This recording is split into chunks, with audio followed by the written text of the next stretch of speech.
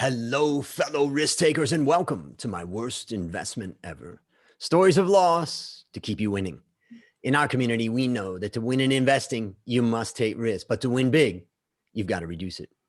This episode is sponsored by A Stocks Academy, which offers online courses to help investors better manage their stock portfolios, aspiring professionals to learn to value any company in the world, business leaders to make their companies financially world-class, and even beginners to implement a simple lifetime investment plan.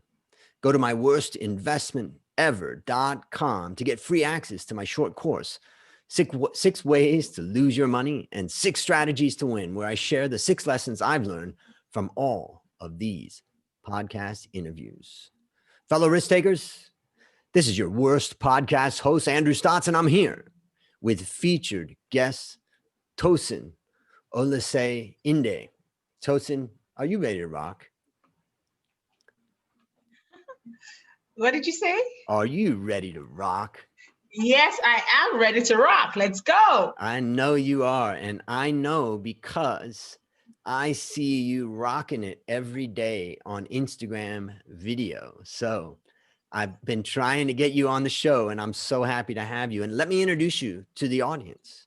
Tosin is a professional accountant with over 10 years of experience spanning across accounting, audit, financial management, and taxation. She is the founder and CEO of Money Africa, an edtech platform that enhances financial literacy and investments leveraging on technology. Tosin is a Washington Mandela Fellow. She was a finalist at the Future Awards in 2019. She was selected as one of the top 100 women by the leading Ladies Africa. She was awarded one of the top 8 traders by CNBC Africa in 2012 and is a member of the Golden Key International Honor Society. Tosin has spoken at TedX and is featured on BBC UK, Al Jazeera's Guardian, as well as others. And of course, you can hear her and see her every day on Money Africa on Instagram. But Tosin, take a minute and fill me further tidbits about your life. So Money Africa started as a passion project. We just wanted to teach people about money. I got my first degree at the age of 20, and even though I was an accountant, I struggled with my money. I was living from hand to mouth. So I wanted to change that for other people so they didn't have to make the same mistakes I did. So after learning about money, right, and then started teaching this in Nigerian speak. So we wanted to speak to our Nigerian market using the same language, using the same examples, things that they can relate to. And that's what we did. So we have over 4,000 subscribers on our paid platform, and we've reached over 100,000 people online and offline. I'm really excited about it. That is exciting. I'm curious, when you started it, you probably had some vision, but in reality, things went a different direction, but were successful. I'm curious, what did you think you were going to be doing with it versus what you are doing? Or was it straight on target?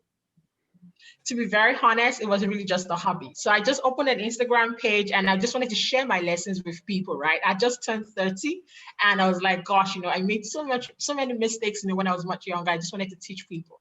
And I just started posting, and like wildfire, 1,000 followers. Then we saw 5,000 followers. Then we saw 10,000 followers. Then Instagram had only 1 minute videos. You couldn't do more than that, right? So they were like, oh, Tosin, we want more. And then we started doing, let's go on. Let's have courses, webinars, let's have physical classes. So in all honesty, I did not see it grow this way. It really just happened. The markets responded positively, and then we were responding to them as well and just kept creating products for them. I can totally picture that, because here I am in little old Bangkok, and I really know nothing about Nigeria, and certainly about the Nigeria market, although I'm learning a lot these days, as I was talking about with you before. But what I can say is that when I saw you on the video, it just, it makes you just want to stand up and cheer, because, you bring so much energy, so much passion to what you're doing. And, sometimes, you're just talking about bank earnings, but, you still bring that energy and passion to it. And so I always try to make a comment like, whoa, yes, awesome. So I can imagine that it's growing, because I think you do have a lot of a passion, and I think you share that with the audience. So that's also one of the reasons why I wanted to get you on the show, to share some of that passion with my audience. Thank you. I'm very excited to be here. Yeah. Well, so let's get started. Well, now it's time to share your worst investment ever. And since no one ever goes into their worst investment thinking it will be, tell us a bit about the circumstances leading up to it, and then tell us your story. Oh, fantastic. So this was in 2017. And at this time of the year, right, the Bitcoin was gaining so much momentum. At the beginning of the year, it was like $2,000. Then it was $3,000. And it kept growing. Now, remember, I'm a straight accountant. I know about basic things, and I know the stock market and all this other thing, but Bitcoin just sounded very futuristic.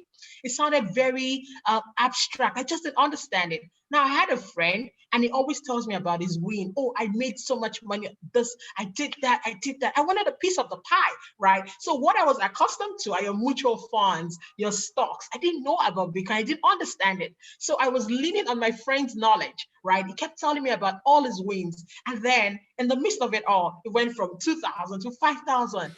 I remember when it hit $10,000. I said, I can't wait anymore. I need to get in. So I reached out to him and I said, listen, I want into some of this pie. And he was like, definitely, that's not a problem. We can get you in. Now, at this point, I think the Bitcoin now was about $13,000 whereabout.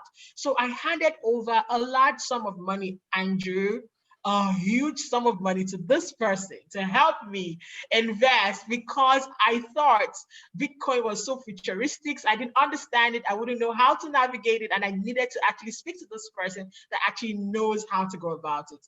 And you do not want to know what happened afterwards. You do not want to understand. So now he set up this platform and he has told me that he has put my money into it. So I started stalking the numbers on a daily basis. Oh my gosh, it's now 13.5. I was so happy that I'm also making so much money. I was so excited. I'd be chatting him up on WhatsApp and giving him updates that the market is now doing well. You know, the investment is growing and all of that. You know, so excited about this investment. The next year came. This was now in January 2018, right? Unfortunately, the market was tired of the rise. And although it almost kissed $20,000, that is the Bitcoin, it started to work deep. And at this point, I was thinking about an exit. So that way I can take some profit. It sort of makes sense. I was using my knowledge from the stock market, buy low, sell high, that it's time to actually exit, you know, and take some profit. So I reached out to my friend and I said, listen, I'm ready to sell. And he said, sell what? And I'm ready to sell my Bitcoin. And he said, no, when you wanted to invest, you wanted a horizon of 1 year. I said, yes, but things change. People change their mind. People can choose to exit. If I wanted to exit from the stock market and I changed my mind, there's a possibility to exit. And guess what? It started becoming stories and stories. So I'd send messages and I'll get no response, and I'd wait and I'd wait and I'd wait. So at this point, I started asking myself, what's going on? When am I going to get my money back? I plan to invest on it and I know that to make some profit. And where is the profit? I can't see the profit. And I started asking, where is my money? I actually now want to see proof of you investing it. When I asked to actually see the proof of it being invested, in actual fact, Andrew, there was no investment. I made the biggest mistake ever by not owning my assets. I literally trusted someone else to own my asset on my behalf because I thought I did not have the knowledge to actually invest in it myself. Oh, and how did you feel? What was the day or the moment when you just realized it was gone? It wasn't real. When he stopped responding, and it was for like 2 weeks nonstop. And I reached out to mutual friends, like, you know, listen, this is what this person is doing. And, you know, they just did not have any answer for me. I'd done my due diligence, you know, I know this person very well. The person knows me. I couldn't believe it that they would actually, you know, just go away with my money. It was shock. It was disappointment. It was lack of trust. It was also a lot of, I was also very angry with myself that I should have known better, right? Like, why did I trust them with this? I understand the power of actually owning your asset. I don't own it. So even if I were to go to the courts, like I didn't own the asset itself, right? So it was literally just a transfer. So yeah, Andrew, was very painful. I was very angry. And Lots of emotion, actually. Lots. There was so much anger. I remember also being so angry, having to report to mutual friends, right? Having to put myself in that light. And the truth is, nobody loves to be cheated. Nobody loves to make mistakes. So it makes you look stupid, makes you feel foolish. I felt really foolish that, in something that I understood so well, how investment work, how did I make this colossal mistake? So it was very mm, painful and very, very, actually, as I'm telling this story now, it's actually very painful that I yeah, actually, I'm made sure. that silly I'm mistake. Yeah. sure. All right. So tell us, what lessons did you learn? Yeah, I learned a lot of lessons. And number one lesson is financial literacy is very important. And we always say financial literacy is great. However, when it comes to certain sectors, we feel, oh, maybe it's very technology driven and, it's for traders and things like that. But the truth is, the concept is the same field, right? So whether you're investing in a savings account, you're investing in shares, you're investing in Bitcoin, cryptocurrency, the knowledge still has to be the same. You have to understand, number one, how it works, and number two, how to access it. So it was, number one, the fact that I thought it was very complicated. I thought it was very technical, right? I overestimated the difficulty of actually getting into it. And in Mm, retrospect, all I needed to do was just to download an app and do it myself, right? So I overestimated the intricacies, right? That was yep. my number one biggest problem. Number two was that I did not have ownership of the asset. When you do not own the asset, you cannot control the resources. So I outsourced the ownership to other people. So always document it. If you can get your lawyers to sign it, because if I don't own the asset, what's the purpose? I might as well be pouring water into an empty basket. So that Mm, was what happened. I did not have ownership of it, right? I outsourced the ownership of it. I couldn't have proof of, ownership. Then the third one was the trust. I trusted the wrong people, yep. right? So even if it was a bad contract, if you have a bad contract but you do it with a good person, right? It's possible for it to actually follow through. So the trust, right? I trusted the wrong person, and then they disappointed me, right? So Mm. next time, try and build in procedures. At the end of the day, people are fickle, so always have procedures to actually be able to support yourself should the case they go fickle. Yeah, I trusted the wrong person. Whoa. Well, let me summarize what I took away from your story and then let me know if I missed anything. The first thing that I want to highlight is what you said right at the beginning, which is you had a friend that talked about his winners. And as I Yes. always teach, people love to talk about their winners. I mean, you'd think that everybody's a multimillionaire if you just listen to everybody talking about their investments. The fact is people do not talk about their overall portfolio or about the stocks that went wrong or the investments that went wrong. And so it's no wonder that so many people go into the stock market thinking that they're going to get rich. So that's the first thing. But I think that, I'm going to go through the 6 common mistakes that I've found people make. And then we're going to just kind of go through the checklist and see how you did. So the first most common mistake is people fail to do their research. And I'd say in this case, you probably failed Yes. to do your research. The second one is they failed to properly Yes. properly assess and then manage risk. Now, really, I would say your big mistake, as you've already mentioned, is at any time for anybody out there who's investing, never put your money in under someone else's name or into someone else's account. Any Yes. investment must be Sure. in your name. Now, that's even if you're investing in a mutual fund company, you're going to be putting your money into their bank account and then they're going to be, they'll have your name represented there, but that's also a licensed entity. So Yes. generally stay focused on licensed entities and licensed people if you can. Sometimes you can't, but the main thing is never hand over your assets. The minute you hand over your assets to someone else and it's not in your name, you can just consider it gone. And you'll be lucky if it was Sure. a trustworthy person and it You came can back. get it back. Sure. Number 3, driven by emotion or flawed thinking. Well, here we have 2 parts. Emotion. Yeah, definitely you were sucked in by the excitement of watching it go up. I mean, it was a frenzy. Yes. It was a frenzy. It was an Yeah. exciting moment. And the second one is flawed thinking. You also, in this case, you missed the point that you could have just done it yourself. Absolutely. And so Absolutely. as you said, you overestimated how difficult it was. And then, but sometimes you're busy and you got a lot of other things, and this person knows it. I mean, why do I need to spend all this time? But ladies and gentlemen, if it's your money and you've worked hard for it, take time to get it right. Now, number 4 is the fourth most common mistake that I've found is misplaced trust. And here we have that, right? And it's hard, because the person in this case was someone that was connected with people that you knew, you felt comfortable with it, and all that. But in fact, ultimately, he wasn't to be trusted. And number 5 is failed to monitor their investment. And it's not so much of a problem in this case, but there is one aspect of it that's important.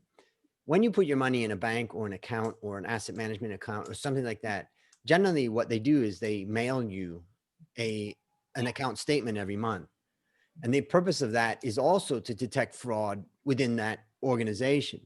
If for some reason you don't receive your monthly statement, it could mean something's being intercepted in some way or another. So there's this idea of monitoring on a regular basis. But the good news is you didn't make mistake number 6, invested in a startup company. You've done that part really well. So there's a lot of different things that I think that this brings to light. But let's now, is there anything you'd add to what I said? I think you've covered it all in terms of basically ownership, understanding it, not overestimating the difficulties of going into it. And I think I'm very happy that a lot of people, you said something quite interesting. You said a lot of people talk about their wins, right? Not a lot of people talk about their loss. So before I came on the show today, I'm thinking to myself, oh my gosh, you're a financial literacy expert, is it okay for you to talk about this? But if we do not share the stories, then people wouldn't realize that, these are some mistakes and we shouldn't be making them. And another thing is that many times people think, oh, I'm too intelligent to ever make this mistake. And it can actually happen to anyone. So that's why we have to be very aware, lots of awareness, lots of checking the tick boxes, like, have I covered this? Have I covered that? And, just always constantly checking it to be able to ensure that you're covering all your base. One of the things that's, fascinating about this show is I get so many rejections when I ask some prominent people to come on the show. One guy just rejected me today and he says, great idea, not my style. And I thought, yeah, that guy's style probably is talking about his winners. And the other thing that I highlight is, since I was involved with CFA and have a CFA charter, I've had a lot of friends that were in CFA, they were presidents of CFA societies and others, and they've shared the mistakes that they've made. And they've said, I've never really told anybody this, and I felt ashamed of the fact that I made this mistake when I'm a prominent person in the field.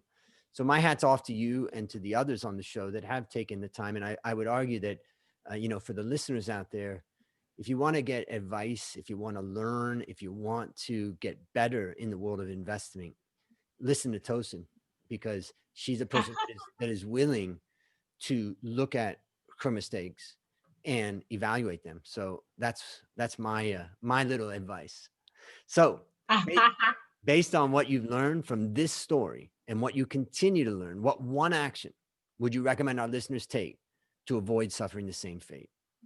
Number 1, education is very critical. Number 2, find out all you need to know about it. It's like very, very important. Number 3, ask other trusted parties. There might just be people that have insights that you're not aware of. So don't be ashamed. I think we need to get off this fact that we need to know everything, or this whole, many people still find investing as a very secretive conversation. I remember when I went out to dinner once with friends, people were talking about how much they earn and how they invested. A lot of people cringed, especially in developing economies, and especially as women. We've been raised to always see it as a very not something you say out in the public. It's just money. It's very hush hush, like a kind of a silence kind of thing. So we need to stop that. If you don't talk about those things, you wouldn't understand it better. You wouldn't have access to people that have better knowledge about it. So be very comfortable to have the money conversations, and it's okay if you've made mistakes. Talk about it. How can you get better? And you have to be very deliberate of getting your yourself back on the right track. So guys, no shame, no silence. It's your money. You have every right to know where it goes and how it works.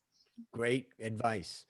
And one last thing for the audience out there, you know, I've given a scholarship to a large number of women for the Women in Valuation Scholarship, and many of them also came from Tosin and her relationships in Nigeria. And I just want to give a shout out to the large number of women in my valuation masterclass and in the Women in Valuation from Nigeria. So let's give 3 cheers to them. Yeah. All right. So last question. What's your number one goal for the next 12 months? Growth, and lots of growth. We want to grow our numbers. We want to subscribe more people. We want to reach the ends of Nigeria and everywhere in Africa, just talking about financial literacy. That is our priority for the next 12 months. Beautiful, beautiful. I can't wait to talk in 12 months and see how it's going. I'm sure it's going to be amazing. Well, listeners, there you have it. Another story of loss to keep you winning. Remember to go to myworstinvestmentever.com to get free access to my short course, 6 Ways to Lose Your Money and 6 Strategies to Win. As we conclude, Tosin, I want to thank you again for coming on the show. And on behalf of A Stotts Academy, I hereby award you alumni status for turning your worst investment ever Thank you. into your best teaching moment. Do you have any parting words for the audience? Guys, don't stop dreaming. Don't stop putting in the effort. I know we always talk about investment and money, but at the end of the day, it's actually living a fulfilling and purposeful life. And both of them can actually happen together. Thank you so much for having me here. We appreciate it. And you're a great example of the combination of a purposeful life and successful investing. So that's a wrap on another great story to help us create, grow, and protect our wealth. Fellow risk takers, this is your worst podcast host, Andrew Stotts, saying, I'll see you on the upside.